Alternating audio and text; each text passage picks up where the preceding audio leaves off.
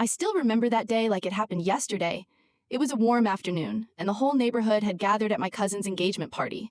The smell of fresh kabsa and grilled meat filled the air, and laughter echoed through the courtyard. Everyone was dressed in their best, men in crisp white phobes, women in colorful abayas and gold jewelry. I had just arrived after finishing a long shift at the small store where I worked, still wearing my work shirt, my hands smelling faintly of cardboard and coffee beans. That's when I saw her, Salma. We'd grown up in the same street, played together as kids, and later drifted apart. She was now married to a man with a good job, living a life that, in our community, people admired and envied. She walked over with a group of her friends, her voice loud enough for everyone around to hear. She looked me up and down, smiled with that kind of smile that isn't really a smile, and said, "Still working at that small shop? You know, you'll never make it big like the others. Some men are just not man enough." The people around us chuckled awkwardly. Some pretended not to hear. I forced a laugh, pretending it didn't bother me. But her words, they cut deeper than she could imagine. In our culture, questioning a man's worth isn't just an insult. It's a blow to his honor, his dignity. I went home that night replaying her voice in my head. I told myself I wouldn't waste time proving her wrong with words. I'd let life speak for me. Years passed. I kept working, sometimes 2 jobs, saving every real I could. My friends bought cars and went on trips, but I stayed focused. My parents didn't have much, but their prayers kept me going. Salma, I only heard of her through gossip. How she and her husband had bought a new apartment, how they hosted lavish dinners. She was living the dream, and I was still climbing.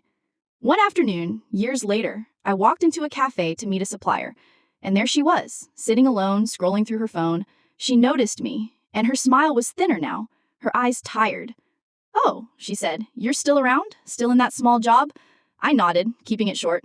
But I couldn't help noticing her wedding ring was missing, her phone kept buzzing, and she seemed distracted. I walked out wondering if life had started chipping away at her perfect picture.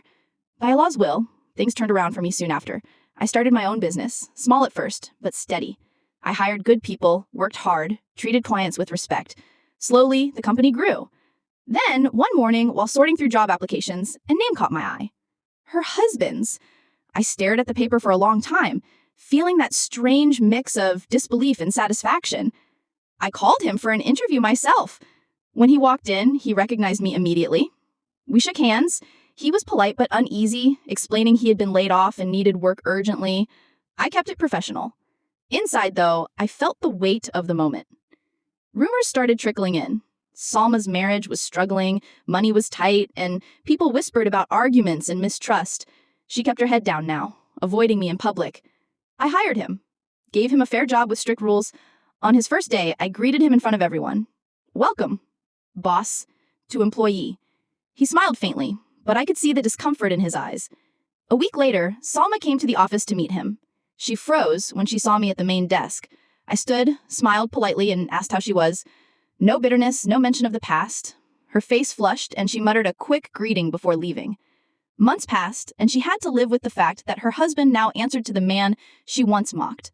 I didn't need to rub it in. Life had done that for me. To my brothers and sisters listening, this story is a reminder. Never underestimate someone's journey. Life turns, and sometimes the people who doubt you will end up clapping for you. If you've ever been in my shoes, share this story. And if you're new here, subscribe. I have many more true stories where karma speaks louder than words. She once said I wasn't man enough. Today, I don't need to prove anything to her. Life already did. Back in those days, life wasn't easy, but I carried it with a quiet pride. I worked long hours at a small store in our neighborhood, a humble place selling everything from tea and spices to rice and sugar. My hands were always rough from lifting boxes, my clothes smelling of coffee beans and cardamom. The pay was barely enough, but I used it to help my parents with the bills and to make sure my younger brothers could stay in school. I didn't own a fancy car like some of the young men in the area. My old sedan coughed and sputtered every morning, and I had to pat the dashboard like it was an old friend, praying it would make it through another day. My clothes were simple, always clean, always ironed, but never the kind that turned heads. Still, I wore them with dignity. In my heart, I knew that a man's worth wasn't measured by the shine on his shoes, but by the honesty of his work. In the same streets, not far from my home, lived Selma. She was the same Selma I had grown up with, the same one who, years later, would throw words like knives at me. She was married now to a man with a good government job, steady salary, benefits, a car with leather seats. Their apartment was new, filled with modern furniture and the smell of imported perfumes. On weekends, she and her husband would go out to cafes and restaurants, taking photos and posting them online, each picture a reminder of their comfortable life. In a community like ours, comparisons never stayed private. Neighbors, relatives, even strangers had a way of pointing them out without realizing the sting they carried. "Salma married well," I'd hear the older women whisper at the bakery. "Her husband treats her like a queen." Then their eyes would drift to me, always working, always tired. Some meant no harm, but their words still drew a line between us. The truth was, I didn't envy her life. Not really. I envied the way she never had to worry about the small things. The price of bread going up, the electricity bill arriving early, the car needing new tires. She could walk into a store and buy what she wanted without checking her wallet twice. Meanwhile, I counted every rial, making sure to stretch it until the end of the month. There were nights I lay awake, staring at the ceiling, wondering if I was doing enough, if I was moving forward at all. But each morning, I'd remind myself, patience. In our culture, we say, the one who plants patiently reaps generously. I wasn't chasing shortcuts or easy money. I believed in building something brick by brick, even if it took years. Every time I passed by her building and saw her leaning from the balcony, dressed in elegant clothes, I felt that strange mix of determination and quiet pain. She would glance down at me sometimes, a polite smile on her face, but I could see the difference in how she looked at me now compared to when we were kids.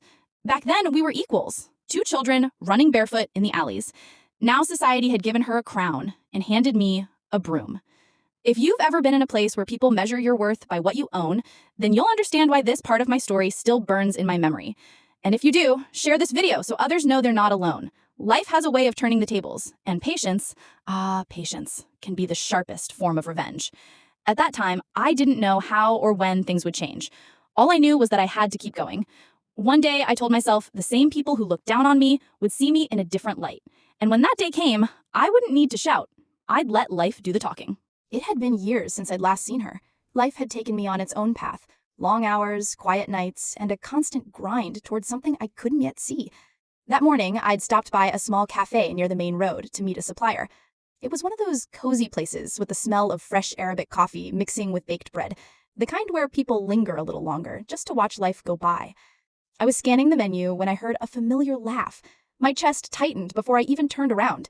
There she was, Salma. She looked almost the same, though more polished now, wrapped in an elegant abaya with gold embroidery along the edges, a silk scarf draped perfectly over her hair. She spotted me instantly, her eyes lighting up with that same mixture of surprise and calculation I remembered. "Well, well, look who it is," she said, stepping closer with a smile that didn't quite reach her eyes. "Still doing that small job of yours?" The way she said it was light, almost teasing, but I could feel the weight behind the words. It was the same tone she'd used years ago, as if my work was a hobby, not a livelihood. I smiled politely, forcing my voice to stay even. "Work is work, Salma. As long as it's honest, it's something to be proud of." Her phone buzzed in her hand once, twice, then again. She glanced at the screen quickly, her lips pressing into a thin line before she shoved it into her handbag. I noticed her left hand, bare. No wedding ring. Maybe she'd forgotten it at home? Or maybe not. Her smile stayed fixed, but her eyes kept drifting toward the door, like she was waiting for someone who was late. "How's your husband?" I asked, my tone casual, though I already suspected the question might land heavily. She hesitated just a fraction of a second. "He's fine, busy, you know how it is." Then she changed the subject quickly, asking about my family, my parents, as if she could smooth over that small crack in her perfect image. We spoke for a few more minutes, small talk about the neighborhood, who'd gotten married, who'd moved away. But under the surface, there was something different about her. Years ago, she'd been full of effortless confidence, her laughter loud, her words quick. Now there was a strain in her voice, a certain stiffness in the way she carried herself, like someone holding too many fragile pieces together. When my supplier finally arrived, I excused myself. She waved goodbye with that same polite smile, but I caught her watching me as I left, her eyes distant, almost unsettled. Walking back to my car, I couldn't shake the feeling. The Salma I remembered had been untouchable, her life like one of those perfect photos she used to post online. But today, I'd seen small details the camera never caught. A missing ring, a phone that wouldn't stop buzzing, a smile that trembled at the edges. As I drove away, I thought about how life has a way of shifting when we least expect it. The people who once seemed above you can find themselves facing storms you never imagined. And the ones they looked down on, they might be quietly building something that will one day stand taller than all the arrogance in the world. If you've ever had someone dismiss you, remember this moment. Share it with someone who needs to hear it, and don't forget to subscribe so you don't miss the rest of what happened, because this story, it was only just beginning. I had been working in silence for years, keeping my head down and my eyes on the goal. Every real I saved, every sleepless night, every opportunity I could grab, I took it. Then, one morning, it finally happened. A supplier I had been dealing with for a long time offered me a deal that could change everything. It wasn't luck, it was the fruit of years of trust and consistency. I took the leap, and with Allah's blessing, I opened my own small company. At first, it was just me, a rented office with 2 old desks and a vision that no one else could see. I handled deliveries myself, balanced the books at night, and met clients during the day. Slowly, word spread. The orders increased. I hired one employee, then another. Within a year, the small office began to feel crowded, the sound of ringing phones and printers filling the air like a sign of life and growth. It was during one of those busy mornings, as I sifted through a stack of job applications, that my hand froze. My eyes locked on a familiar name. At first, I thought I was imagining it. I looked again. The name was clear, printed in bold letters. Her husband. Salma's husband. For a long moment, I just stared at the paper, the hum of the office fading into the background. I read through his resume. Previously held a respectable position, years of experience, but the last line caught my attention. Terminated due to company downsizing. I sat back in my chair, a strange mix of disbelief and something else swelling in my chest. Was this fate? A test? Or maybe just life showing me how tables turn when you least expect it. I remembered the day Salma had looked at me and said I wasn't man enough, the way those words had burned. And now here I was, holding the decision that could shape her family's next chapter. I didn't make any quick moves. I placed the application in a separate pile and sat quietly for a while, staring out the window at the street below. I thought about the young man I had been, working long hours for little pay, judged by people who measured worth in cars and clothes. And I thought about the man I had become. Not rich beyond dreams, but respected, independent, my own boss. Part of me wanted to smile, maybe even laugh, but another part of me felt the weight of it. This wasn't just business, it was history knocking at my door. I decided to call him for an interview, not to embarrass him, but to look him in the eyes and see how life had changed for him. As I picked up the phone, my hand was steady. This was my moment, not to take revenge with words, but to let reality speak for itself. To those listening to my story, let me tell you, never underestimate the power of patience. Never think that where you are today is where you'll always be. If this part of my journey inspires you, like this story and share it with someone who needs to be reminded that life's wheel is always turning. And stay with me, because what happened in that interview, you'll want to hear. I scheduled the interview myself. Usually I left these things to my HR assistant, but this one was personal. I wanted to see him face to face. That morning, I wore my best suit. Not flashy, but the kind that says, I'm in charge now. I arrived early, sat behind my desk, and went through some files, pretending to focus, but really just waiting for the moment. At exactly 10 o'clock, there was a knock on my office door. Come in, I said. He stepped inside, and the second our eyes met, I saw it. The flicker of recognition. He froze for just a heartbeat before forcing a polite smile.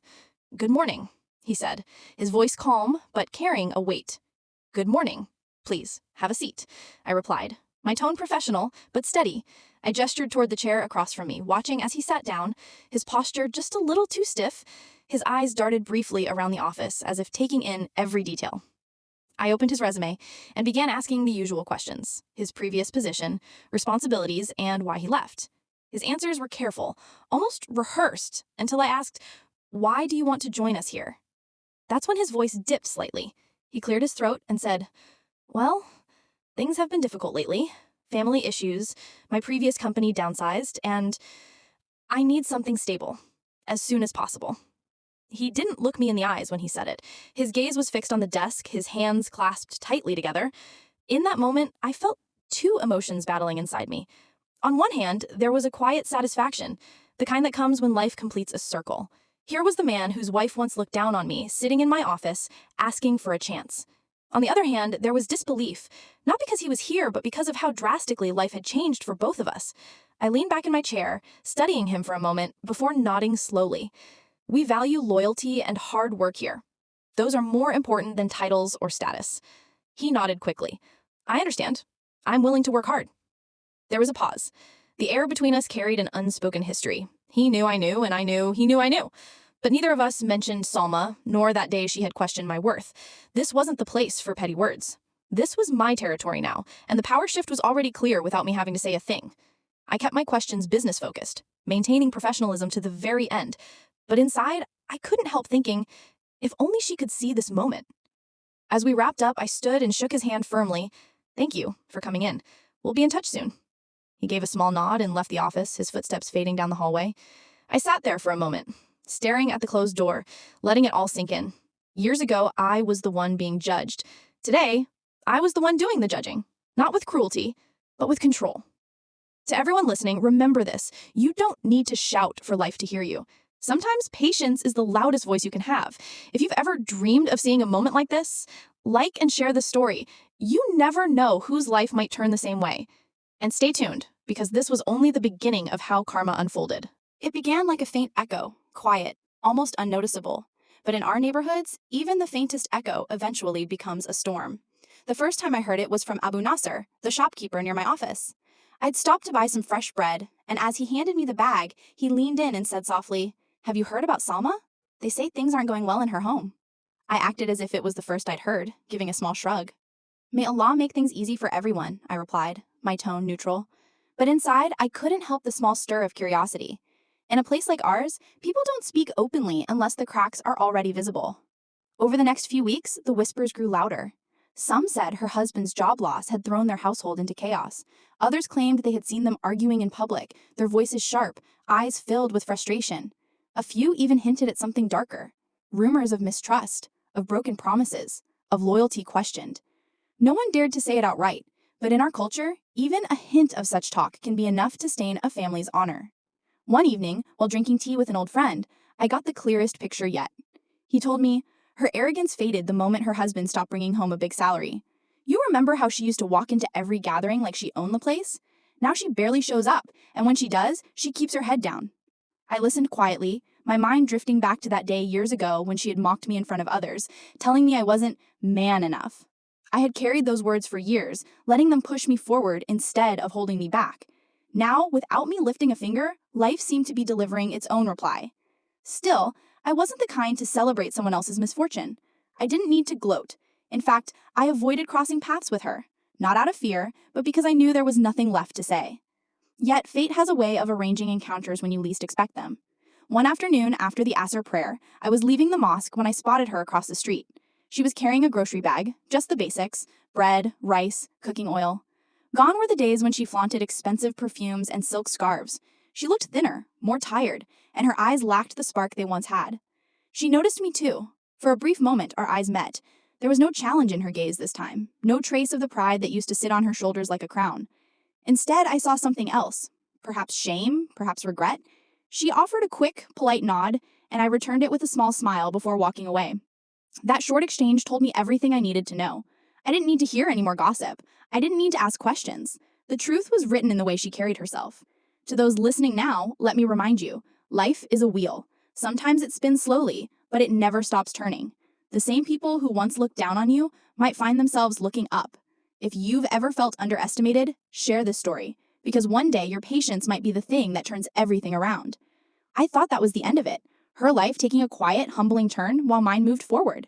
But as I would soon find out, fate wasn't finished with us. Our paths were about to cross again, not by accident, but in a way that would put me in a position I never imagined. And when that moment came, the balance of everything between us would shift forever. When I made the decision to hire him, it wasn't out of spite.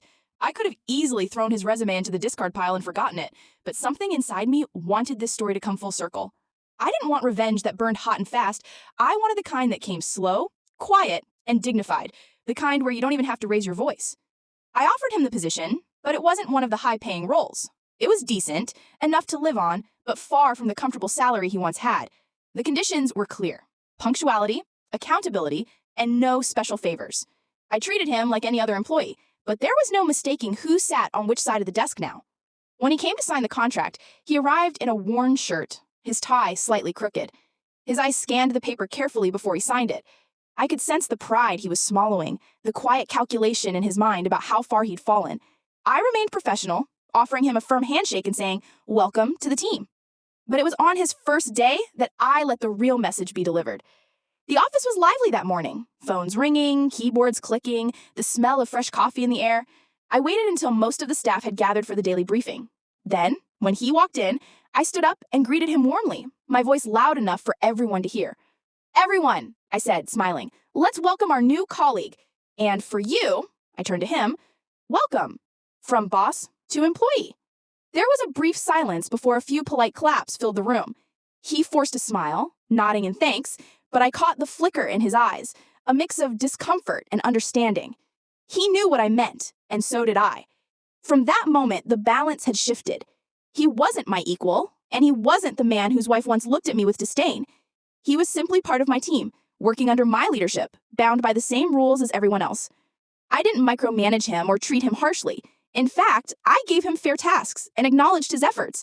But I never forgot the irony of the situation, and neither did he. Every time he walked into my office to report on a project, I could see it in his posture, how heavy the weight of the past was now that the roles had reversed. And to those listening, let me tell you something. Sometimes the sweetest form of justice isn't to crush someone. It's to rise so high that they have no choice but to see you above them. If you agree, like this story and share it with someone who needs that reminder. That first week passed quietly, but I knew the real moment was still coming. The moment when she, Salma, would step into my office, see me behind my desk, and realize the man she once mocked was now the one her husband called boss. That day would come soon enough, and when it did, I wouldn't need to remind her of the past. The truth would be sitting right there in front of her, in the simplest, most undeniable way. It was a Thursday afternoon, the kind of day when the office felt lighter, with everyone secretly counting the hours until the weekend. I was finishing up a few reports when the receptionist called to tell me that someone was here, waiting for her husband. I didn't think much of it until I heard the faint sound of her voice in the hallway. I knew that voice. I hadn't heard it in years, but some things are etched into memory. It was her, Salma, the woman who once looked me straight in the eye and said words that cut deeper than she'd ever know. My pen froze above the paper for just a second before I set it down, leaning back in my chair. Fate really does have a way of arranging these meetings without our help. She appeared at the office door, dressed elegantly, her perfume floating ahead of her. But the moment her eyes landed on me, she stopped. Just stopped. Her lips parted slightly, as if to speak, but nothing came out. I could see it. The recognition, the disbelief, the rush of memory flooding her all at once. And in that pause, I knew she remembered every word she'd said to me all those years ago. I smiled, calm and steady, the way you do when you hold all the cards. Salam alaikum, Salma. I greeted her warmly, as if she were an old friend, not someone who had once dismissed me. My voice carried no anger, no bitterness, just a quiet confidence. Wa alaikum assalam, she replied, still standing at the doorway. Her eyes flicked toward the large desk in front of me, the nameplate with my title engraved in gold, the well-organized files, the wide window behind me overlooking the city. It was all there, unspoken proof of the years she hadn't seen. I stood and gestured politely. Please, come in. Your husband will be here shortly. You can wait here if you like. She stepped in slowly, her heels tapping against the polished floor. She tried to smile, but it didn't reach her eye. I could almost hear her thoughts, the questions, the regrets, the sudden awareness that life doesn't always keep people in the places you expect. For a moment, silence filled the room, thick with unspoken history. I could feel her searching for words, maybe an apology, maybe a casual remark to mask her discomfort. But I didn't give her that opening. I simply asked if she'd like some water or tea, as if nothing between us had ever been bitter. And that's when I realized this was the real victory. Not in humiliating her, not in throwing her past words in her face, but in showing her, without a single reminder, how far I'd come and how the tables had turned. My dignity was intact, my success undeniable, and I hadn't needed to raise my voice to prove it. A knock on the door broke the moment. Her husband stepped in, smiling, greeting me respectfully, before turning to her. Ready for lunch? He asked. She nodded quickly, but before they left, she glanced back at me. It wasn't the same look from years ago. This one carried something else. Acknowledgement, maybe even a touch of shame. And to everyone listening to this, remember, life always has its own way of bringing people face to face with their past. If you've ever been underestimated, take this as your sign to keep going. Let your success be the loudest reply. If you felt that in your heart, like this story, share it with someone who needs it. And don't forget to subscribe, because there are more stories where this came from. When the door closed, I sat back down, letting out a slow breath. Justice had been served, not with anger, but with grace. And sometimes that's the sweetest. It's strange how life can turn in complete circles, bringing people back into your path in ways you'd never expect. Years had passed since that day, and I had all but buried the memory of her words. I had grown, built my business from the ground up, earned the respect of the community. People knew my name now, not as the quiet man in the corner, but as someone they came to for solutions, for opportunity. And yet, there she was, on the edges of my life again. Not directly, but close enough to notice. Salma, the same woman who once dismissed me with a look sharper than any insult, was now the wife of one of my company's department managers. I didn't seek her out. I didn't need to. Life had arranged the seating chart, and she was in the row where she could see everything without saying a word. Every month, his husband would walk into my office for meetings. He was professional, respectful, and carried out his work well. But I knew, she knew, that when he answered questions, signed documents, or asked for my approval, he was speaking to me, not the other way around. I would sometimes see her at community events, standing just a little apart, greeting people politely. Our eyes would meet across the room. And there it was, the flicker of recognition, the unspoken memory. She never smiled too much, never stayed too long. Pride, I've learned, doesn't break loudly. It crumbles quietly in the silence between glances. I never brought up the past. I never reminded her of her words, never hinted at the humiliation she once thought she had left me with. Why would I? The scene was already written, and life itself was narrating it better than I ever could. All I had to do was live my truth, keep moving forward, and let time handle the rest. People around us weren't blind. In our community, news travels faster than the wind. Some knew the history, others pieced it together from little hints. The way she avoided lingering near my conversations, the way her husband spoke of me with admiration she couldn't quite echo. No one said anything outright. We don't always speak of such ironies. We just let them hang in the air like an old proverb everyone understands. Once, at a wedding, we ended up at the same table. She sat opposite me, her hands clasped tightly in her lap, nodding to small talk, but never meeting my eyes for more than a second. I could almost hear the question she would never ask. Do you remember? And I could almost smile at the answer she already knew. Of course I do. But I had no interest in revenge. I had learned that sometimes the most powerful statement is silence. The reversal of fate was playing out before us, and I didn't have to lift a finger. My success wasn't measured in the size of my office or the number on my bank statement. It was in moments like this, where dignity stood taller than any grudge. To those of you listening now, remember this. You don't always have to fight to prove yourself. Sometimes the best response is to keep building, keep growing, and let the story write itself. If you're feeling this in your heart, share it with someone who might need the reminder, and stay connected, because life has a way of delivering these quiet victories when you least expect them. The last time I saw her was at a company gathering. She stood near the exit, waiting for her husband, her eyes wandering around the room until they landed on me. We didn't speak. We didn't need to. That single moment, that single look carried all the weight of our history and all the truth of how it had ended. And as she turned away, I realized something. Justice doesn't always arrive with noise or spectacle. Sometimes it comes softly, in the way someone looks at you when they finally understand that fate has turned and you never had to say a word. Some people believe revenge is about loud victories, big confrontations, or proving someone wrong in public. But I've learned it doesn't have to be that way. Sometimes the sweetest form of justice is simply to live well and let life itself speak for you. Years ago, she looked me straight in the eye and said words that cut deeper than any insult. You're not man enough. It wasn't just the words, it was the way she said them, with that mix of pity and superiority, as if she was closing a door I would never be allowed to open again. That day, I swallowed my pride, went home, and stared at the ceiling for hours, replaying it in my head. In our culture, a man's dignity is everything, and once someone questions it, the wound stays. But I didn't respond with anger. I didn't chase her, didn't try to change her mind. I focused on my own path. I worked harder than ever, took risks others were too afraid to take, and built a life I could be proud of. I told myself, one day, you'll stand so tall that her opinion won't matter at all. And then, as fate would have it, that day came, without me lifting a finger. It happened slowly. She married someone else, settled into a life she thought was secure. Years later, I became the owner of a company where her husband ended up working. I didn't hire him directly, it just happened. Life's wheel turned on its own. The first time he walked into my office, I could see the recognition in his eyes, though he didn't mention it. Professionalism kept us both polite. But I knew she knew. In small community gatherings, weddings, or business dinners, I'd see her standing nearby. She avoided direct conversation, but I could feel the weight of her silence. She no longer had that look of superiority. There was something else there now. Maybe regret, maybe just the realization that the boy she dismissed had become a man she could no longer ignore. At one wedding, we ended up at the same table. The whole was full of laughter, clinking glasses, and the smell of cardamom coffee. She sat across from me, her eyes flickering to mine and then away again.